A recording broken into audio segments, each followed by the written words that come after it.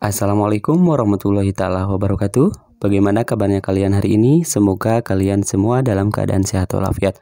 Nah, untuk hari ini kita akan belajar lagi materi mata pelajaran PPKN kelas 9. Ini adalah pertemuan pertama di semester 2 tentang bab 4, yaitu tentang keberagaman masyarakat Indonesia dalam bingkai Bhinneka Tunggal Ika. Adapun subbab pembahasannya yaitu bagian A tentang makna persatuan dalam keberagaman.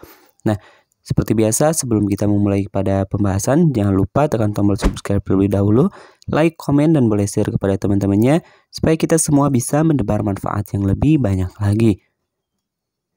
Nah, yang pertama ada peta konsep, di mana peta konsep tentang keberagaman masyarakat Indonesia dalam bingkai Bhinneka Tunggal Ika ini ada 4, ya. Yang pertama yaitu makna persatuan dalam kebangsaan. Yang kedua adalah prinsip persatuan dalam keberagaman. Yang ketiga adalah permasalahan keberagaman dalam masyarakat Indonesia. Dan yang keempat adalah upaya pencegahan konflik yang bersifat sara. Nah, untuk video kali ini kita akan membahas tentang makna persatuan dalam keberagaman. Ya, ini adalah pembahasan pertama. Nah, untuk peta konsep yang kedua dan yang ketiga dan yang keempat ini insya Allah akan dibuatkan pada video yang terpisah, ya. Baik, langsung saja. Nah, makna persatuan dalam keberagaman. Baik, sebelum kita memulai kepada makna persatuan dan kesatuan, bahwasanya Negara Kesatuan Republik Indonesia atau NKRI merupakan negara kepulauan. Nah, sebagai negara kepulauan, Indonesia memiliki keberagaman, baik itu dari suku, budaya, adat istiadat, ras, agama, atau kepercayaan, dan antar golongan. Nah, adanya keberagaman tersebut menjadi tantangan bagi bangsa Indonesia.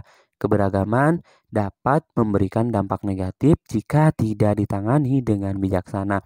Lalu, tumbuhnya perasaan kedaerahan dan kesukuan yang berlebihan, maka akan dapat mengancam keutuhan bangsa dan negara tentunya.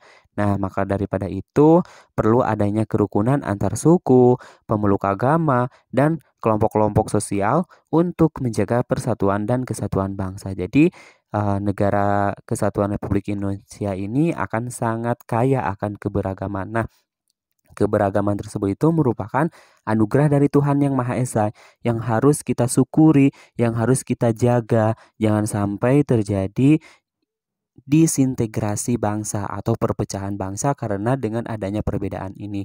Ya, jadi sekali lagi dengan adanya keanekaragaman ini harus kita jaga, harus kita pupuk bersama, ya, supaya tetap terwujud persatuan dan kesatuan bangsa kita.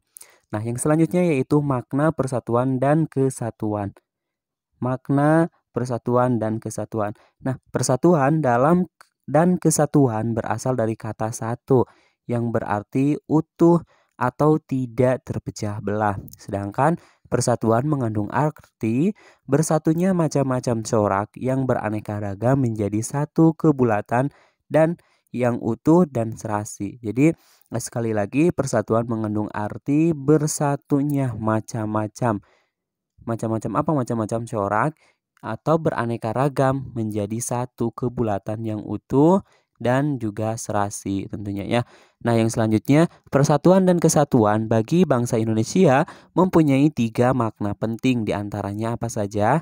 Ya, jadi sekali lagi persatuan dan kesatuan bagi bangsa Indonesia itu memiliki atau mempunyai 3 makna penting. Di antaranya yang pertama adalah selalu menjalin rasa kepercayaan, kebersamaan, dan saling melengkapi antar bangsa demi menjaga rasa persatuan dan kesatuan bangsa.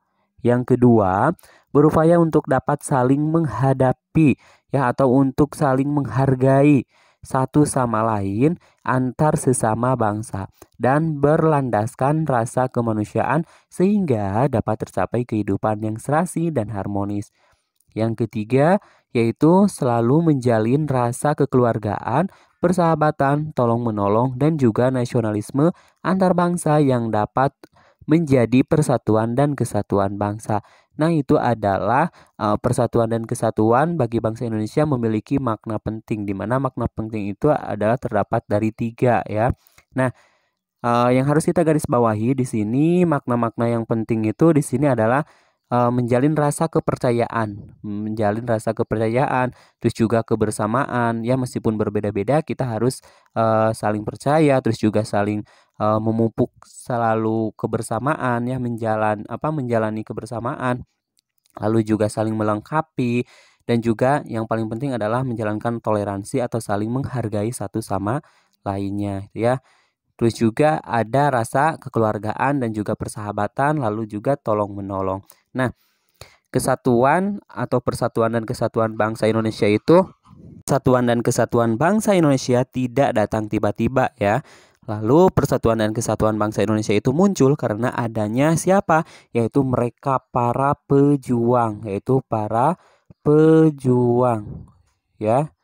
Jadi para pejuang yang sadar bahwa perjuangan yang mereka lakukan di daerah selalu mengalami kegagalan. Akan tetapi, kemerdekaan yang diperoleh merupakan hasil apa? Yaitu hasil persatuan dan kesatuan seluruh rakyat Indonesia.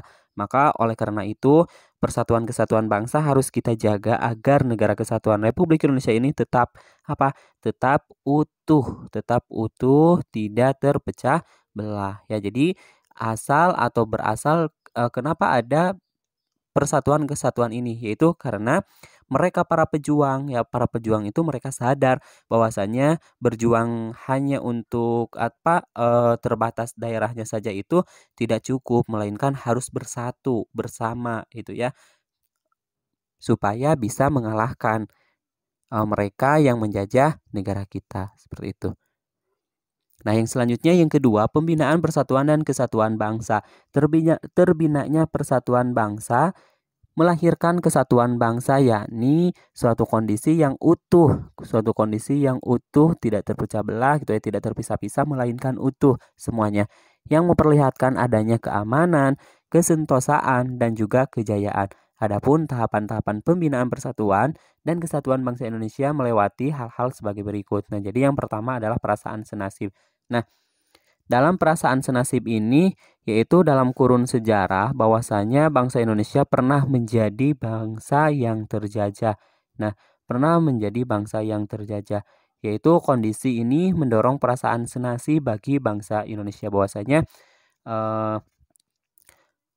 pernah merasakan bagaimana sih sulitnya atau betapa pedihnya itu pada masa penjajahan. Makanya muncul perasaan senasib ini, ya. Yang selanjutnya yaitu kebangkitan nasional. Yang kedua adalah kebangkitan nasional. Nah, kebangkitan nasional ini adalah sesi pergerakan perjuangan bangsa Indonesia yang mulai menyadari bahwa kondisi dan potensi sebagai suatu negara. Lalu kebangkitan nasional Indonesia itu dipelopori oleh siapa? Yaitu oleh organisasi Budi Utomo pada tanggal berapa atau pada tahun berapa? Ya, tanggalnya didirikan adalah pada tanggal 20 Mei 1908, ya. Lalu ciri kebangkitan nasional itu adalah apa? Perjuangan yang dilakukan oleh atau untuk kepentingan nasional, bukan hanya untuk kepentingan daerah semata. Yang ketiga adalah Sumpah Pemuda. Nah, Sumpah Pemuda merupakan penegas bagi bangsa Indonesia untuk mewujudkan sebuah negara yang memiliki identitas dan dicintai rakyatnya. Sumpah Pemuda merupakan sumpah bagi tegaknya persatuan dan kesatuan Indonesia. Nah, jadi sekali lagi bahwasanya Sumpah Pemuda itu merupakan penegas bagi bangsa Indonesia untuk mewujudkan sebuah negara yang memiliki identitas dan dicintai rakyatnya. Sumpah Pemuda merupakan sumpah bagi tegaknya persatuan dan kesatuan Indonesia. Nah, lalu dalam Sumpah Pemuda ini juga telah mampu menyatukan rakyat, ya, yang tersebar luas dan tercerai-berai akibat politik diadu domba pada masa penjajahan saat itu. Lalu yang dilakukan oleh Belanda, ya. Nah, Sumpah Pemuda dapat dikatakan sebagai roh pemersatu bangsa. Nah, yang keempat yaitu proklamasi kemerdekaan. Nah, perjuangan bangsa Indonesia telah mencapai pada puncak dengan dibacakannya proklamasi kemerdekaan Indonesia pada tanggal 17 Agustus 1945. Lalu proklamasi kemerdekaan Indonesia merupakan awal apa? Yaitu awal dibentuknya Negara Kesatuan Republik Indonesia. Lalu proklamasi kemerdekaan itu telah mewujudkan Negara Kesatuan Republik Indonesia dari apa? Yaitu dari Sabang sampai Merauke. Baik, kita lanjutkan pada pembahasan yang ketiga. Ada beberapa manfaat persatuan dan kesatuan. Nah, adanya persatuan dan kesatuan ini bangsa memberikan banyak manfaat bagi negara kesatuan Republik Indonesia. Nah, adapun manfaat persatuan dan kesatuan yang dimaksud yang pertama yaitu persatuan antar bangsa dapat membuat pembangunan nasional berjalan dengan lancar, aman, baik dan sesuai dengan harapan. Nah, yang kedua yaitu bangsa Indonesia akan lebih mudah maju dan berkembang dengan menerima perbedaan yang muncul. Yang ketiga, dengan adanya persatuan dan kesatuan akan tercipta suasana yang aman, damai, dan tentram dalam suatu negara. Yang keempat, persatuan dan kesatuan dapat mewujudkan kehidupan yang seimbang, harmonis, dan juga serasi antar manusia. Yang kelima, pelaksanaan gotong royong dalam lingkungan sekitar akan berjalan dengan lancar tanpa adanya suatu kendala. Yang keenam, menjaga keutuhan Negara Kesatuan Republik Indonesia atau NKRI supaya tidak mudah dipecah oleh orang lain atau oleh bangsa lain.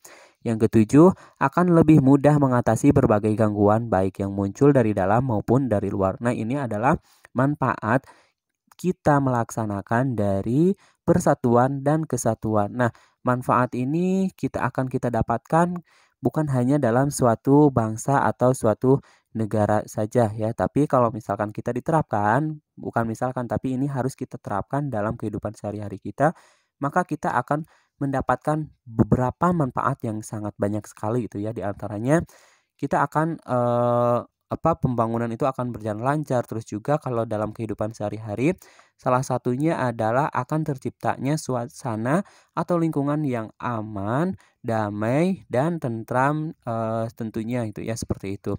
Nah, baik untuk pembahasan kita cukupkan sampai di sini ya. Sampai jumpa di pembahasan selanjutnya. Sekian dan terima kasih. Kami akhiri. Assalamualaikum warahmatullahi taala wabarakatuh.